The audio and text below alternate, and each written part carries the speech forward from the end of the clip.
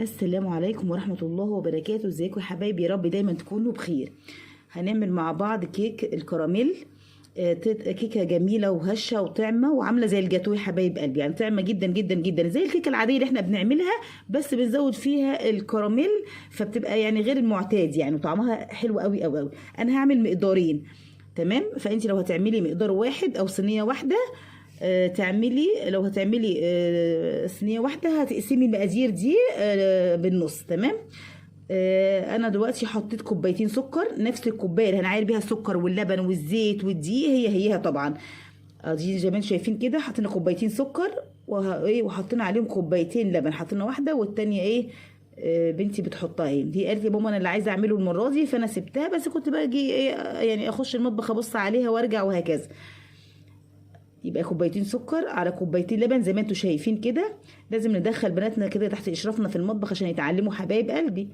بصوا بقى، كريم كراميل دريم انا بحبه ان هو نظيف وحلو، وبيبقى فيه عبوه بودر وعبوه اللي هو دي حبايب قلبي اللي هي صوص الكراميل.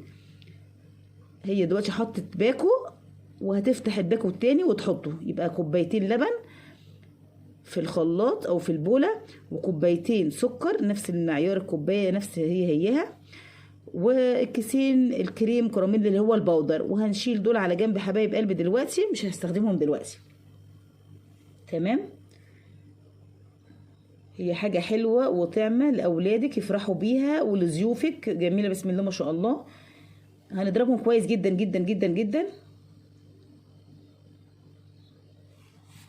طبعا زي ما قلت لك لو الخلاط موجود يسهل عليكي، بس انا كان في مشكله في الخلاط فاشتغلت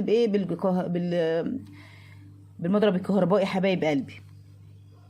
طيب كل صينيه بتاخد كوبايه الا ربع زيت، يعني المفروض احط كوبايه ونص، بس معلش يا بنتي بقى حطت كوبايه، فهتشوفوا بقى ايه اللي حصل لما حطت كوبايه، هتشوفوا ايه اللي هيحصل يا حبايب قلبي. المفروض كوبايه الا ربع لكل صينيه، يعني انا دلوقتي عامله صينيتين يبقى كوبايه ونص، هي حطت كوبايه واحده بس، تمام؟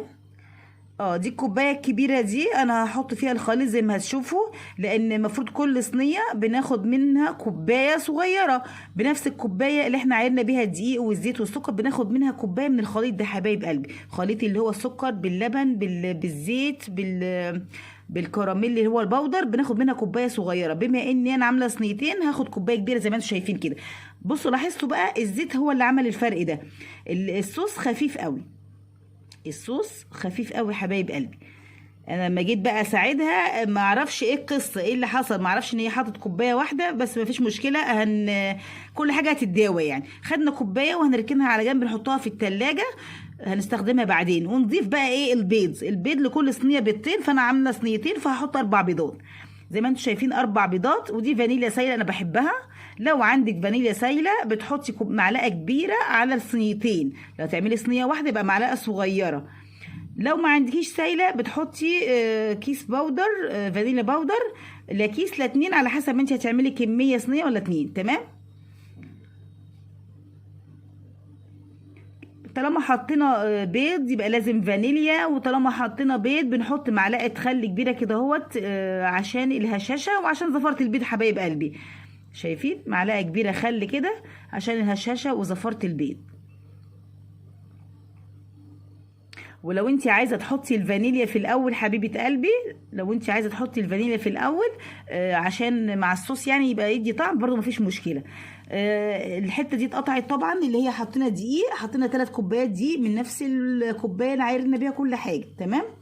حطينا 3 كوبايات دقيق منخولين، محطوط عليهم معلقتين كبار بيكنج باودر، لان كل مقدار حطينا له معلقه بيكنج باودر كبيره وذره ملح، يبقى 3 كوبايات دقيق على معلقتين كبار بيكنج باودر على ذره ملح، ودوبناهم كويس زي ما شفتوا كده اهو حبايب قلبي. وبعدين انا عندي بقى الصواني الصغيره الجميله دي، انا قلت اجرب فيها ولسه جايباها جديده معاكم.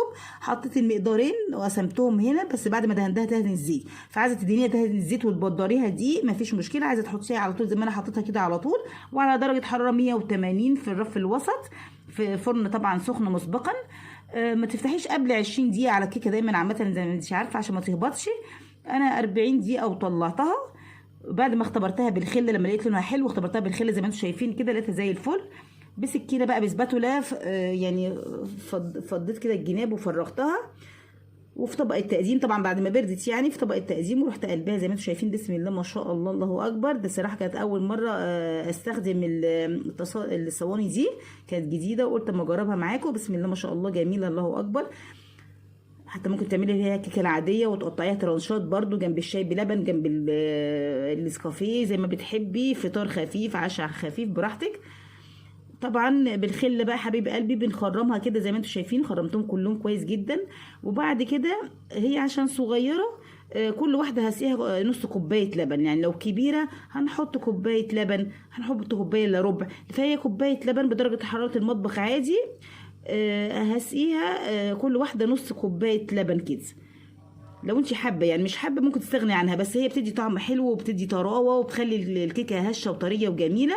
حطيت في كل واحده نص كوبايه لبن زي ما انتم شايفين. بصوا بقى كوبايه الصوص حبايب قلبي اللي قلت لكم عليه، الكريم كراميل اللي انا كنت سايباه في الثلاجه، المفروض ان انا هحطه على الوش. بصوا بقى لو تلاحظوا، لا هو كان ناقصه زيت وعايز يتضرب شويه كتار عشان يبقى سميك كده، عامل يعني كنا عايزين يبقى سميك زي كريم شانتيه. فانا داويت الموضوع ده عشان ايه الجيش قال لك اتصرف، انا داويت القصه دي ازاي بقى. جبت الكوبايه دي بقيتها ورحت حاطه بقى ايه قبل ما يخلص، رحت حاطه عليهم شويه كريم شانتيه، كريم شانتيه المتحده الخام اللي انا بحبه، وحطيتهم وضربتهم بالمضرب الايه الكهربائي، فبقت ده القوام التقيل دوت اللي انا كنت عايزاه من الاول. تمام. يبقى انت لو خف منك تقدري تعملي كده، ان انت عملتيها كانها تورتايه كريم شانتيه، وزودت لها مثلا كم معلقه كريم شانتيه كده، ربع كوبايه، نص كوبايه، على حسب ما تاخد منك، وتضربيها لما تلاقيها بقى زي الكريمه كده اهو، تدهنيها.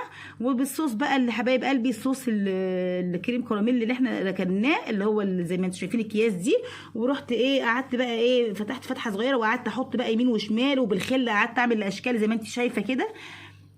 بسم الله ما شاء الله، كان طعمها والله العظيم تورتايه تورتايه وتحفه وحاجه زي الفل. بسم الله ما شاء الله، الله اكبر. حطيها في التلاجة شويه طبعا تجمد، وبعدين قطعي وكلي بالف هنا وشفا. لا حاجه جميله.